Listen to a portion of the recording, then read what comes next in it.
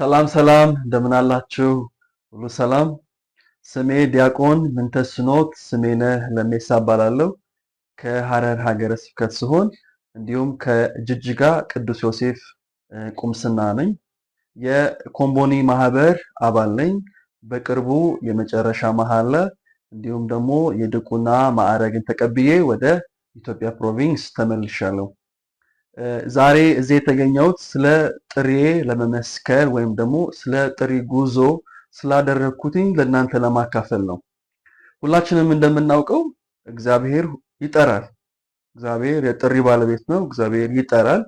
እኔ እንግዲህ የተጠራሁበት ምክንያት ምናልባት ከሌሎቹ የተለየ ሊሆን ይችላል። ነገር ግን ጥሪው አንድ ስለሆነ እኔ ቤተሰቦቼ የኦርቶዶክስ ቤተክርስቲያን አማኞች ናቸው።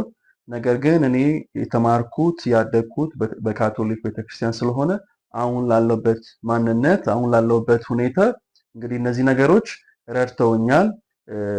እንግዲህ ሳድግ የትምህርተ ክርስቶስን በመማር ቅዱስ ቁርባንን ተቀብያለሁ። በዚህ ሂደት ውስጥ ሲስተሮች፣ መነኮሳት፣ አባቶች፣ ካህናት ብዙ ነገር አግዘውኛል፣ ብዙ ነገር ረድተውኛል። ስለዚህ ጥሪ እንዴት ጀመረ? ስለ ጥሪ ሁኔታ እንዴት ማሰብ ጀመርኩ የሚለውን ጥያቄ ለመመለስ እንግዲህ ስለ ጥሪ ማሰብ የጀመርኩትኝ በቁምስናዬ ያሉትን ማህበራት፣ እህቶች፣ መነኮሳት የነበሩትን አባቶች፣ ካህናት በማየት ነው። እነሱን በማየት እኔ እንደ ወጣት ራሴን እጠይቅ ነበር። ሁሉም ወጣት የራሱ የሆነ ጥያቄ አለው። ነገ ወደፊት ምን እሆናለሁ? እንዴት ይሆናል ህይወቴ? እኔ ካህናቶችን ሲስተሮችን በማየት ራሴን እጠይቅ ነበር። ምንድነው እነሱን አሁን ላሉበት ሁኔታ አሁን ላሉበት ህይወት የወሰዳቸው ነገር ምን ቢያገኙ ነው? ወይስ ምንድነው የተጠሩበት ዓላማ ብዬ ራሴን እጠይቅ ነበር። እንዲሁም ደግሞ በተለየ ሁኔታ የኔ ቆሞስ የነበሩት አባጃኒ ሚሽነሪ ነበሩ። ከጣሊያን መጥተው እንግዲህ ጅጅጋ ላይ ይኖሩ የነበሩ እና እጠይቅ ነበር ራሴ ምንድነው ከጣሊያን ጅጅጋ ድረስ አምጥቶ የሚያኖራቸው? ምን አመጣቸው? ምን አይነት ዓላማ ቢኖራቸውስ ነው ብዬ ራሴን እጠይቅ ነበር። እንግዲህ በዚህ ጥያቄ ውስጥ ነው እኔም እግዚአብሔር ስለጠራኝ ጥሪ ምላሽ ለመስጠት ራሴን አዘጋጅቼ መንገድ የጀመርኩት ማለት ነው። 12ኛ ክፍል ስጨርስ ለኮምቦኒ ማህበር ደብዳቤ ጽፌ ወደ ኮምቦኒ ማህበር ለመግባት እና የጥሪ ጉዞ ለመጀመር ጠየኳቸው።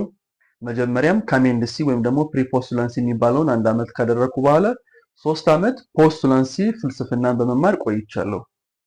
3ቱን ዓመት የፍልስፍና ዓመት ከጨረስኩ በኋላ በማህበራችን ምክንያት መሰረት 2 ዓመት ኖቪሼት ማድረግ ነበረብኝ። ስለዚህ ወደ ዛምቢያ ወደ ሌላ ሀገር ሄጄ 2 ዓመት የኖቪሼት ልምምድ መንፈሳዊ ልምምድ ማድረግ ነበረብኝ። በእነዚህ ኖቪሼት ወይም ደግሞ ተመክሮ በሚባለው ጊዜ ውስጥ እንግዲህ አንድ ወጣት ወይም ደግሞ በኮምቦኒ ማህበር ውስጥ መኖር የሚፈልግ ሰው ስለ ኮምቦኒ ታሪክ፣ ስለ ኮምቦኒ ማንነት፣ ቅዱስ ዳንኤል ኮምቦኒ ማናቸው የሚለውን ጥያቄ መመለስ ያስፈልጋል። እሱ ብቻ ሳይሆን ደግሞ ቅዱስ ዳንኤል ኮምቦኒ እንዴት ለእግዚአብሔር ጥሪ ራሳቸውን እንዳዘጋጁ፣ እንዴት ለእግዚአብሔር ጥሪ ምላሽ እንደሰጡ፣ የእሳቸውስ መንፈሳዊነት ምንድነው፣ የማህበሩ ዓላማ ምንድነው የሚለውን ነገር እንግዲህ በ2 ዓመት ውስጥ በደንብ አድርገን ከትምህርተ ክርስቶስ ጋር የምንማርበት ጊዜ ነው። ስለዚህ እነዚህን 2 ዓመት ስንጨርስ እኛ እንደ ኮምቦኒ ራሳችንን አዘጋጅተን የመጀመሪያ መሐላ የሚባለውን እንደ መነኮሳት እንደ የኮምቦኒ ማህበር አባል ማድረግ ነበረብን። ስለዚህ ሁለቱን የኖቪሼት ወይም ደግሞ የተመክሮ 2 ዓመት ስጨርስ የመጀመሪያ መሐላዬን አደረኩኝ በዛምቢያ። መሐላ ስንል ሁሉ ጊዜ 3 ነገሮችን ማሰብ አለብን። 3 ነገሮች ናቸው መሐላ ብለን የምንጠራቸው። የተአዝዞ መሐላ፣ የንጽህና መሐላ እንዲሁም የድህነት መሐላ። እነዚህ 3 ነገሮች ናቸው እኛን መነኮሳት የሚያደርጉን እንዲሁም ደግሞ ለእኛ ለኮምቦኒዎች እንደ ኮምቦኒ መንፈሳዊነት እንድንቀጥል የሚያደርጉን ነገሮች ማለት ነው። ስለዚህ የመጀመሪያ መሐላዬን ካደረኩ በኋላ ወደ ብራዚል ተላኩኝ። ብራዚል የተላኩበትን ምክንያት የስነ መለኮት ትምህርቴን እንድቀጥል ነበረ። ስለዚህ ብራዚል 4 ዓመት ከግማሽ ቆይቻለሁ። የመጀመሪያው 3 ወር ቋንቋ በመማር ራሴን ለስነ መለኮት ማዘጋጀት ነበረ። ፖርቹጊዝ 3 ወር ከተማርኩ በኋላ 4 ዓመት የስነ መለኮት ትምህርትን ተምሬያለሁ። እሱን ስጨርስ በእኛ በኮምቦኒ ማህበር አንድ የኮምቦኒ አባል የሆነ ወጣት የስነ መለኮት ትምህርቱን ሲጨርስ 1 ዓመት የሚሽነሪ ኤክስፒሪየንስ ይባላል በእንግሊዝኛ፣ ወይም ደግሞ ለመንፈሳዊ ልምዶችን አንድ ኮሚኒቲ ላይ ቆይቶ ማድረግ አለበት። ስለዚህ እኔ በዛው በብራዚል 1 ዓመት ማናውስ ወይም ደግሞ በአማዞን ክልል በሚባልበት በዛ ቦታ ቆይቼ 1 ዓመት መንፈሳዊ ልምምዴን አድርጌያለሁ። በጣም ደስ የሚል ጊዜ፣ በጣም ደስ የሚል ልምምድ፣ መንፈሳዊ ልምምድ ነበር። እንደ አንድ ወጣት እንደ ሚሽነሪ እዛ ቦታ ሆኖ የእግዚአብሔርን ቃል ማካፈል፣ ከእግዚአብሔር ሰዎች ጋር ሆኖ ለእግዚአብሔር ጥሪ ምላሽ መስጠት በጣም ደስ የሚል ጊዜ ነበረ። ስለዚህ ይህንን 1 ዓመት ልምምድ ስጨርስ የመጨረሻ መሐላ እንደ ኮምቦኒ ሚሽነሪ፣ ከዛ ደግሞ የድቁናን ማዕረግ ተቀብዬ ወደ አገር ቤት ተመልሻለሁ። ምናልባት ጉጉት ካለባችሁ እንደ ሚሽነሪ ወይም ደግሞ እንደ አንድ ልዑክ ምንድናቸው ተግዳሮቶች ወይም ደግሞ ቻሌንጆች ብላችሁ የምትጠይቁ ከሆነ የመጀመሪያው ቻሌንጅ እንዴት ነው ለእግዚአብሔር ጥሪ ምላሽ የምንሰጠው? እንዴት ነው የእግዚአብሔርን ጥሪ በህይወታችን ውስጥ ማወቅ የምንችለው? ይሄ መሰረታዊ ጥያቄ ነው፣ መሰረታዊ ተግዳሮት ነው ለሁላችንም መነኮሳቶች፣ ለኮምቦኒ ሚሽነሮች ሳይሆን ለሁሉም በማህበራት ስለሚኖሩ መነኮሳት ሁሉ ማለት ነው። ምክንያቱም የእግዚአብሔርን ጥሪ መመለስ ቀላል አይደለም። እግዚአብሔርን ጥሪ ለመመለስ ራሳችንን ዝግጁ ማድረግ አለብን። አንደኛ ነገር እግዚአብሔር ሲጠራን መስማት ያለብን እንዴት ነው የምንሰማው የሚለው ነው ዋነኛው ነገር። ምናልባት እግዚአብሔር በሰዎች ሊጠራን ይችላል። እግዚአብሔር በተፈጥሮ አማካኝነት ሊጠራን ይችላል። እግዚአብሔር በራሱ በመጽሐፍ ቅዱስ ሊጠራን ይችላል። አንዳንድ እግዚአብሔር ከውስጣችን በሚመጣ ስሜት ሊጠራን ይችላል፣ እኛን ሲፈልገን ማለት ነው። ስለዚህ ለነዚህ ጥሪዎች፣ ለነዚህ መንስኤዎች ራሳችንን ክፍት ማድረግና እግዚአብሔርን ጥሪ ሰምቶ ለእግዚአብሔር ጥሪ ምላሽ መስጠት ቀላል አይደለም። ይሄ ተግዳሮት ነው። ስለዚህ ለእግዚአብሔር ጥሪ ምላሽ ለመስጠት ራሳችንን በመንፈሳዊ ነገሮች ማሳደግ ያስፈልገናል። በጸሎት ቅዳሴ በመሳተፍ እግዚአብሔርን ቃል በማንበብ ቤተክርስቲያን ውስጥ ባሉ አገልግሎቶች ራሳችንን በማሳተፍ በእነዚህ ነገሮች ውስጥ ሁሉ ራሳችንን በማዘጋጀት ለእግዚአብሔር ጥሪ ራሳችንን ዝግጁ ማድረግ እንችላለን። አዎ የእግዚአብሔርን ጥሪ ማወቅ ይከብዳል። ነገር ግን እግዚአብሔር የሚጠራን አምላክ እኛ ራሳችንን ዝግጁ ካደረግን እሱ እኛ እንድንረዳው እኛ መንገዱን እንድናይ ስለሚረዳን የእግዚአብሔር ጥሪ ቀላል ሆኖ እናገኘዋለን።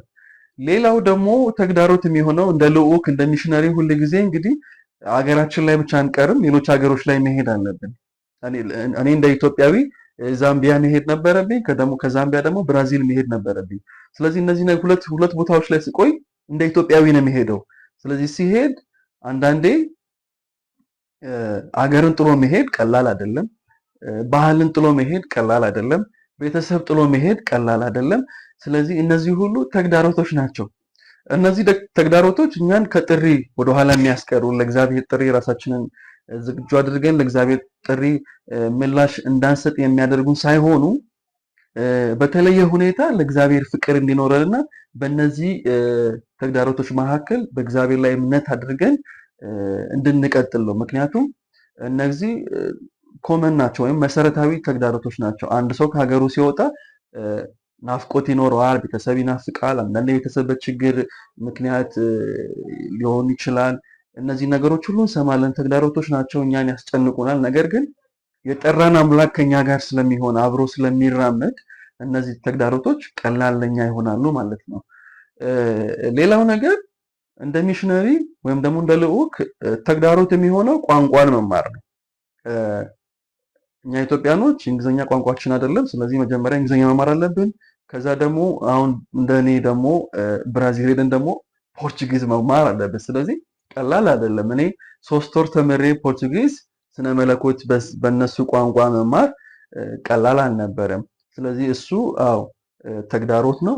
ነገር ግን እግዚአብሔር አቅም ይሰጠናል፣ እግዚአብሔር ብርታት ይሰጠናል እንድንማር፣ እንድንታደስ፣ ነገሮች ቀላል እንዲሆኑልን። ምክንያቱም ሁሉን ነገር ትተን ስንወጣ በእርሱ ላይ ታምነን ስለምንወጣ ወደፊት ቀድሞ የሚያግዘን የሚረዳን እግዚአብሔር ስለሆነ በእኛ እውቀት ሳይሆን በእኛ ችሎታ ሳይሆን እግዚአብሔር በመንገዳችን ስላለ ነው ሁሉም ነገር ቀላል እና ስኬታማ የሚሆንልን ማለት ነው።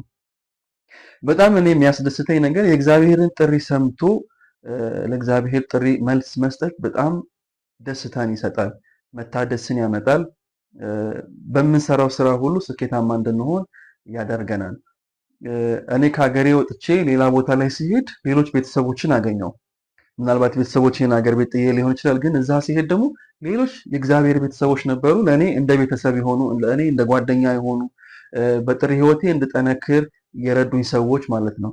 ምናልባት ቤተሰቦችን ትቼ ስወጣ እግዚአብሔር ደግሞ ሌላ ቤተሰብ ሌላ ሀገር አዘጋጅቶ ሌሎች ወንድሞች እህቶችን አዘጋጅቶ ከመንገዴ ወደኋላ እንዳልቀር ግን በመንገዴ ሁል ጊዜ በእሱ ታመኘ ወደፊት እንዲሄድ እግዚአብሔር ሁል ጊዜ በመንገዴ ነበረ።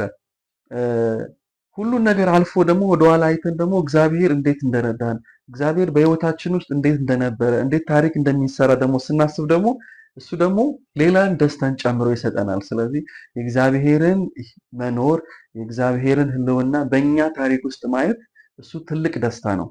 እኛ አቅም ስላለን ወይም ደግሞ በአይምሮ ብልህ ስለሆን ሳይሆን ግን በእኛ ደካማነት ውስጥ እግዚአብሔር ራሱን ስለሚገልጽ እሱ ለእኛ ሁሉን ብርታት ሰጥቶን በጥሪያችን ውስጥ ደስተኞች እንድንሆን ያደርገናል ማለት ነው። ለወጣቶች የምሰጠው መልእክት ርዕሰ ሊቃነ ጳጳስ ምን ይላሉ? ወጣቶች የአሁን ጊዜ ለቤተክርስቲያን የአሁን ጊዜ ናችሁ። ምን ማለታቸው ነው? ወጣቶች የሆኑት አሁን ነው። እኔ ወጣት የሆንኩት አሁን ባለኝ እድሜ አሁን ነው። ምናልባት ነገ አዋቂ ነው ልሆን የምችለው። ማለት ዛሬ ያለኝ ጉልበት፣ ዛሬ ያለኝ አስተሳሰብ፣ ዛሬ ያለኝ መንፈሳዊ ቅናት ነገ ላይኖረኝ ይችላል። ስለዚህ እንደ ወጣት ራሴን ማንቀሳቀስ የምችለው ለእግዚአብሔር ራሴን አሳልፌ መስጠት የምችለው እንደ ወጣት አሁን ነው። ስለዚህ በአሁኑ ጊዜ አሁን እግዚአብሔር በሰጠኝ እድል አሁን እግዚአብሔር በሰጠኝ ጊዜ ራሴን ለእግዚአብሔር ዝግጁ አድርጌ ለቤተክርስቲያን አገልግሎት ራሴን ክፍት አድርጌ በእግዚአብሔር መንገዱ ስራመድ እግዚአብሔር አብዝቶ ይባርከናል። ምክንያቱም እግዚአብሔርም ሲለን በወጣትነት ዘመንህ እግዚአብሔርን አገልግል ለእግዚአብሔር ራስን አሳልፈ ስጥ ስለሚል ማለት ነው። ቅዱስ ጳውሎስም የተመረጠው ጊዜ አሁን ነው ይላል። ስለዚህ ይሄን የተመረጠውን ጊዜ ተቀብለን በእግዚአብሔር ላይ ታምነን በእግዚአብሔር ጸጋ ላይ ህይወታችንን አድርገን አሁን ባለን ጊዜ ቤተክርስቲያንን ማገዝ የቤተክርስቲያንን ፍላጎቶች ማሟላት እንዲሁም ደግሞ እግዚአብሔር ለሰጠን ጥሪ ምላሽ መስጠት ይገባናል ማለት ነው። ብዙ የሚያስፈሩ ነገሮች አሉ እንደ ወጣት ራሳችንን አሳልፈን ለመስጠት ለእግዚአብሔር ጥሪ ምላሽ ለመስጠት። ነገር ግን የጠራን አምላክ ሁል ጊዜ ከኛ ጋር ስለሚሆን የሚያስፈሩ ነገሮች ሁሉ ተወግደው ወደኋላ ይቀራሉ ማለት ነው። ምክንያቱም እግዚአብሔር የፍቅር አምላክ፣ እግዚአብሔር የምሕረት አምላክ፣ እግዚአብሔር ጸጋውን ለልጆቹ የሚሰጥ አምላክ ስለሆነ ሁሉ ጊዜ መንገዳችን፣ ጉዛችን፣ ጥሪያችን ሁሉ የተሳካ የለመለመ የመታደስ ጊዜ ይሆንልናል ማለት ነው። እግዚአብሔር አብዝቶ ይባርካችሁ። አንድ የምጠይቃችሁ ነገር ለእኔም ጥሪ እንድትጸልዩ እንዲሁም ደግሞ በዛሬ በዓለማችን ላይ ለሚገኙ በሀገራችን ላይ ለሚገኙ ብዙ ወጣቶች ጥሪያቸውን ለመመለስ ለእግዚአብሔር ምላሽ ለመስጠት እየኖሩ ላሉ ወጣቶች ሁሉ እንድትጸልዩ ለጥሪ አብዝታችሁ እንድትጸልዩ እጋብዛችኋለሁ። እግዚአብሔር ከሁላችን ጋር ይሁን። አሜን።